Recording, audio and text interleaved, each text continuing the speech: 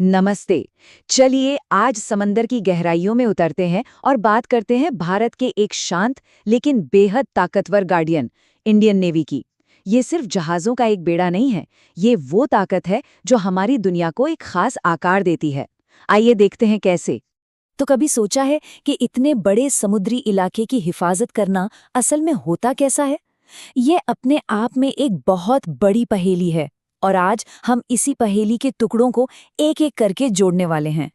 देखिए, किसी भी बड़ी ताकत को समझने के लिए ना उसकी आत्मा को समझना पड़ता है और इंडियन नेवी के लिए ये शुरू होती है उसकी पहचान और उसके आदर्श वाक्य से। शं नो वरुणः, इसका मतलब है जल के देवता हम पर मेहरबान रहें। अब ये सिर्फ एक लाइन नहीं है, ये एक पूरी फिलॉसफी है। ये दिखाता है कि नेवी समंदर को सिर्फ एक जंग के मैदान की तरह नहीं देखती, बल्कि एक ऐसी पवित्र शक्ति मानती है जिसकी इज्जत की जानी चाहिए। और इसका सफर क्या कमाल का रहा है। जरा सोचिए, 1612 में ईस्ट इंडिया कंपनी के छोटे छोटे जहाजों से शुरुआत हुई और आज हमारे पास विशाल एयरक्राफ्ट कैरियर्स हैं। ये सिर्फ एक बदलाव नहीं है, ये एक साम्राज्य की परछाई से निकलकर दुनिया की टॉप नेवी में से एक बनने की कहानी है। तो सवाल ये है कि आखिर ये इतनी ताकतवर नेवी करती क्या है। सच कहूं तो इसके मिशन उतने ही गहरे और फैले हुए हैं जितना कि समुंदर खुद। इसका काम बहुत बड़ा है, सिर्फ हमारी समुद्री सरहदों की हिफाजत करना ही नहीं, बल्कि उन समुद्री रास्तों को भी सेफ रखना जिनसे हमारे रोजमर्रा का सामान आता जाता है। ये दुनिया को भारत की ताकत का एहसास कराती है, मुश्किल वक्त में इंसानियत की मदद के लिए सबसे आगे रहती है और सबसे बढ़कर न्यूक्लियर ताकत के जरिए शांति बनाए रखती है। चलिए अब जरा उस हार्डवेयर पर नजर डालते हैं जो इन सभी मिशनों को पूरा करता है। ये सिर्फ जहाज नहीं है दोस्त, ये तो समंदर पर तैरते हुए किले हैं। और इंडियन नेवी के पास दुनिया के कुछ सबसे एडवांस्ड हथियार हैं। इसको ऐसे समझिए, इंडियन नेवी को दुनिया की 7 सबसे ताकतवर नेवीज में गिना जाता है। ये एक बहुत ही एक्सक्लूसिव क्लब है और भारत इसका एक बहुत ही अहम मेंबर है। दो एयरक्राफ्ट कैरियर का होना ये एक असली गेम चेंजर है। इसका मतलब ये है कि भारत अपनी हवाई ताकत को समंदर के रास्ते दुनिया के किसी भी कोने में पहुंचा सकता है। ये एक तैरता हुआ एयरबेस है जो बहुत बड़ी रणनीतिक पावर देता है। दुनिया में गिने चुने देश ही ऐसा कर सकते हैं। लेकिन असली ताकत तो पानी की सतह के नीचे छिपी है। करीब 18 पनडुब्बियों का बेड़ा, जिसमें न्यूक्लियर पावर से चलने वाले शिकारी भी शामिल हैं। ये समंदर के वो खामोश गार्ड हैं जो किसी को नजर आए बिना अपना काम कर सकते हैं। और बात सिर्फ इन बड़े जहाज़ों तक ही सीमित नहीं है। इस बेड़े में बहुत वैरायटी है। हमले के लिए डिस्ट्रॉयर्स हैं, बचाव के लिए फ्रिगेट्स हैं, तट की निगरानी के लिए कॉर्वेट्स हैं और 100 से भी ज़्यादा सपोर्ट जहाज़ हैं जो इस पूरी विशाल मशीनरी को चलाते रहते हैं। हर जहाज़ का अपना एक खास काम है। लेकिन सुनिए, एक नेवी सिर्फ लोहे और टेक्नोलॉजी से नहीं बनती, उसकी असली ताकत तो उसके लोगों में होती है।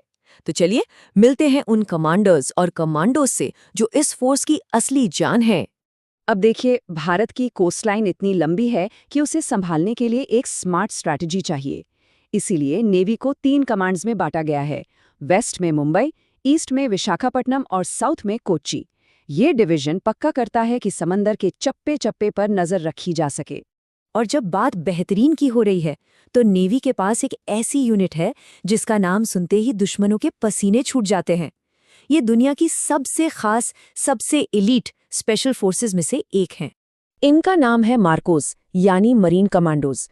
दुश्मन के इलाके में घुसना हो, आतंकियों से निपटना हो या गहरे समंदर में कोई खुफिया ऑपरेशन करना हो, सबसे खतरनाक और मुश्किल कामों के लिए इन्हीं को बुलाया जाता है।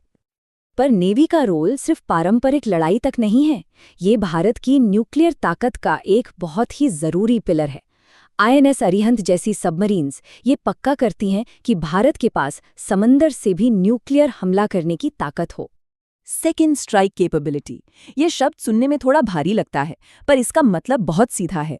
मतलब ये कि अगर खुदा नखास्ता भारत पर कोई पहला न्यूक्लियर हमला कर भी दे, तब भी समंदर की गहराइयों में छिपी हमारी ये सबमरीन्स जवाबी हमला कर सकती हैं। और यही डर किसी भी दुश्मन को हम पर हमला करने से पहले 100 बार सोचने पर मजबूर कर देता है। तो इंडियन नेवी के लिए भविष्य में क्या है? चलिए आगे देखते हैं कि वो कौन से प्लान्स हैं जो इसे और भी ज्यादा ताकतवर बनाने वाले हैं। फ्यूचर के प्लान्स बहुत बड़े हैं और भी एयरक्राफ्ट कैरियर्स, नई जनरेशन की न्यूक्लियर और पारंपरिक सबमरीन्स, और सबसे ज़रूरी बात, मेक इन इंडिया पर जोर, यानी अपने जहाज खुद बनाना। ये आत्मनिर्भरता की तरफ एक बहुत बड़ा कदम है। और हाँ, बिना इंसान के चलने वाले नेवल सिस्टम्स जो आने वाले वक्त में जंग का तरीका ही बदल देंगे। तो इन सब बातों को मिलाकर जो तस्वीर बनती है वो काफ़ी दमदार है। एक तो हिंद महासागर में इसकी स्ट्रेटेजिक लोकेशन, फिर अपनी टेक्नोलॉजी खुद बनाने की बढ़ती ताकत, साथ में न्यूक्लियर पावर की गारंटी और दुनिया भर में मजबूत दोस्तियां, ये सारी चीजें मिलकर इंडियन नेवी को एक ऐसी ताकत बनाती हैं जिसे हर कोई हिसाब से चलता है। और यहीं पर आकर एक बड़ा सवाल खड़ा होता है। इस दौर में जब दुनिया के समंदरों में कंपटीशन बढ़ता जा रहा है, तब इंडियन नेवी समंदर के भविष्य को कैसे आकार देगी? इस सवाल का जवाब सिर्फ भारत के लिए ही नहीं, बल्कि पूरी दुनिया के लिए बहुत अहम होगा।